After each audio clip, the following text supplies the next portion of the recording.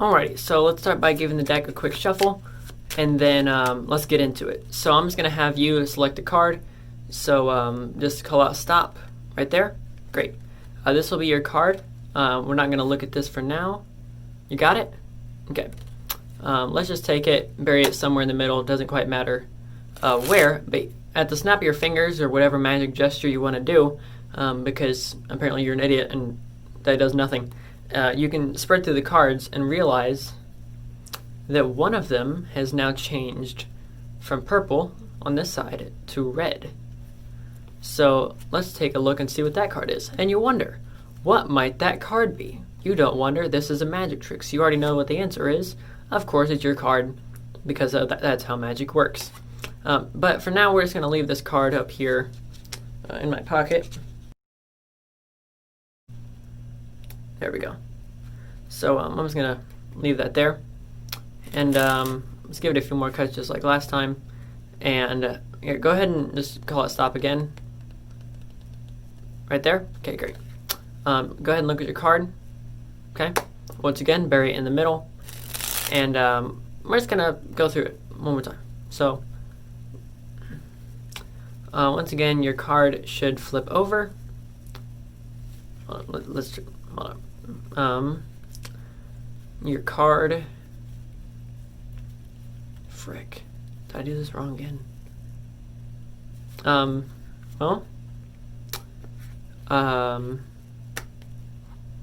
We have the card in my pocket. That one changed colors, but how about we just here? We could.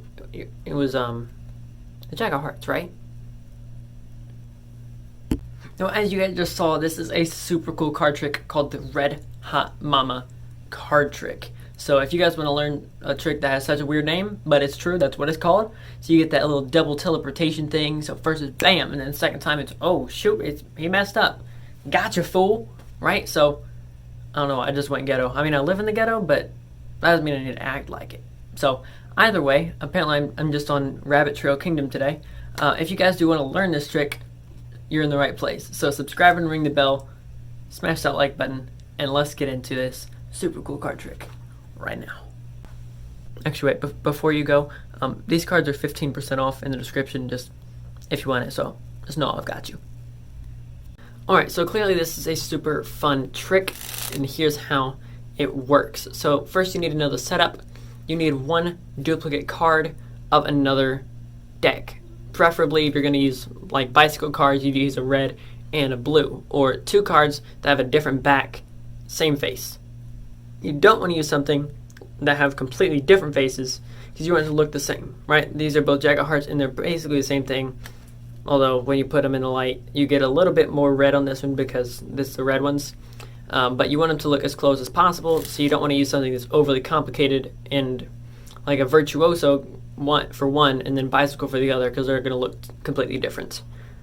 So now your setup is done. You want the other one of the other deck here, and then the one of the same deck there. Just drop that on and you're all set to go.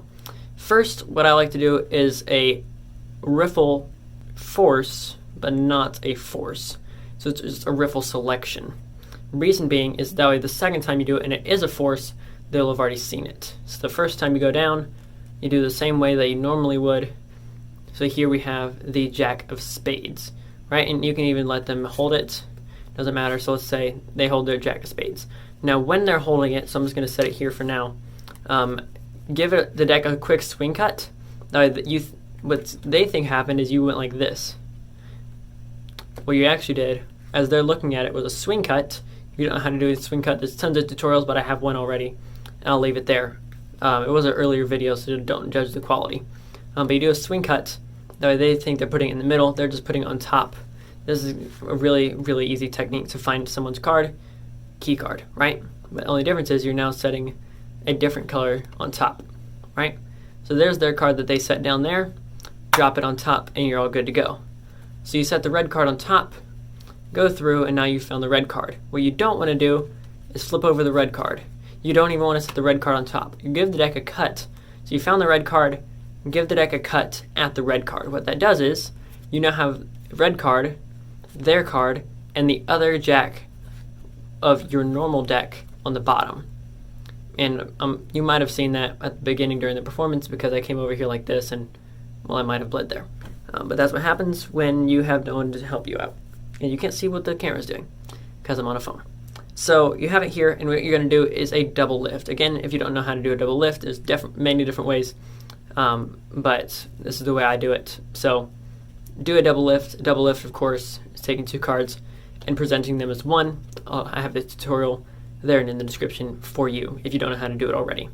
So you do your double lift, flip it back over, and say we're going to hold on to the red card for later, so you can just set it on the table, preferably leave it in vision. Now what you don't want to do is point to it like this, because most of the time it's at a table and you don't have to do this, and flash that bottom card.